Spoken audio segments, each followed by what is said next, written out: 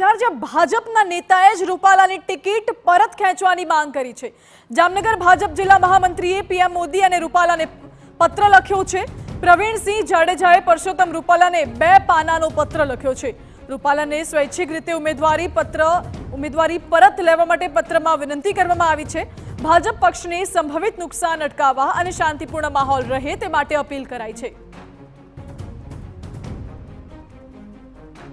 અત્યાર સુધી એવું હતું કે ક્ષત્રિય સમાજ કરણી સેના આ તમામ મેદાનમાં છે જે રૂપાલાનો વિરોધ કરી રહ્યા છે। ભાજપના નેતાઓ છે જે રૂપાલાના સમર્થનમાં છે, પરંતુ આ વખતે તો ભાજપના જ નેતાએ એવી માંગ કરી છે। વધુ જાણકારી આપી રહ્યા છે સંવાદદાતા દિવ્યેશ વાયડા। દિવ્યેશ, ભાજપના નેતાએ જ પત્ર લખ્યો છે અને રૂપાલાની ટિકિટ રદ કરવાની, પરત ખેંચવાની માંગ કરી છે।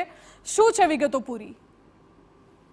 જામનગર જિલ્લા ભાજપમાં મહામંત્રી તરીકે કાર્યરત એવા પ્રવીણસિંહ જાડેજાએ વડાપ્રધાન નરેન્દ્ર મોદી અને પરસોત્તમ રૂપાલા બંનેને પત્ર લખીને હાલની સ્થિતિને લઈને પોતાની વાત નિસ્વાર્થ ભાવે રજૂ કરી છે। પોતે સ્પષ્ટપણે જણાવ્યું છે કે રૂપાલા પોતાની ટિકિટ પરત ખેંચે તેવી વાત રૂપાલાને વિનંતી કરતો પત્ર મૂક્યો છે અને વડાપ્રધાનને પણ હાલની પરિસ્થિતિ અંગે વાકેફ કરવા સમગ્ર વિગતો સાથે 4 પાનાનો પત્ર લખીને જે હાલની સ્થિતિ છે તે અંગે જાણકારી આપી છે ને રૂપાલાની ટિકિટ રૂપાલા પોતે સ્વૈચ્છિક રીતે રદ કરે તેવી એક પોતાની વિનંતી રજૂ કરી છે।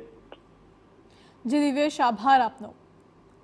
એટલે રૂપાલાના વિરોધ સામે ભાજપને સંભવિત જે નુકસાન થઈ શકે છે તે અટકાવવા માટે ભાજપના નેતાએ આ અંગેનો પત્ર લખ્યો છે અને વિનંતી કરી છે રૂપાલાને કે સ્વૈચ્છિક રીતે તેઓ ઉમેદવારી પરત લે। પીએમ મોદી અને રૂપાલાને પત્ર લખવામાં આવ્યો છે। મહત્વનું છે કે ભાજપના જ નેતાએ પત્ર લખ્યો છે અને કહ્યું છે કે રૂપાલાએ સ્વૈચ્છિક રીતે ઉમેદવારી ના નોંધાવી જોઈએ।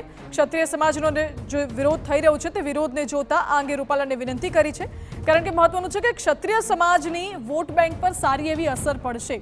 જો રૂપાલાની ટિકિટ રદ નહીં થાય તો ક્ષત્રિય સમાજથી ભાજપને નુકસાન થાય તેવી સંભાવના છે, પરંતુ જો રૂપાલાની ટિકિટ રદ થઈ શકે છે તો બીજી બાજુ ભાજપને પાટીદારો તરફથી પણ રાજકોટ સૌરાષ્ટ્રના વિસ્તારમાં નુકસાન થઈ શકે છે। એટલે ભાજપ માટે આ ખૂબ મોટો પડકાર છે કે હવેના સમયમાં શું કરવું। જો કે બેઠકોનો દોર ચાલી રહ્યો છે, મનામણા ચાલી રહ્યા છે અને સ્વાભાવિક છે કે રૂપાલાએ 3 વખત માફી પણ માંગી લીધી છે, જાહેરમાં માફી માંગી લીધી છે। એટલે હજુ પણ ક્ષત્રિય સમાજ માફ કરવા તૈયાર નથી। ક્ષત્રિય સમાજની હજુ પણ એ જ માંગ છે કે કોઈ સમાધાન નહીં, ફક્ત રૂપાલાની ટિકિટ રદ થવી જોઈએ, એક જ વાત।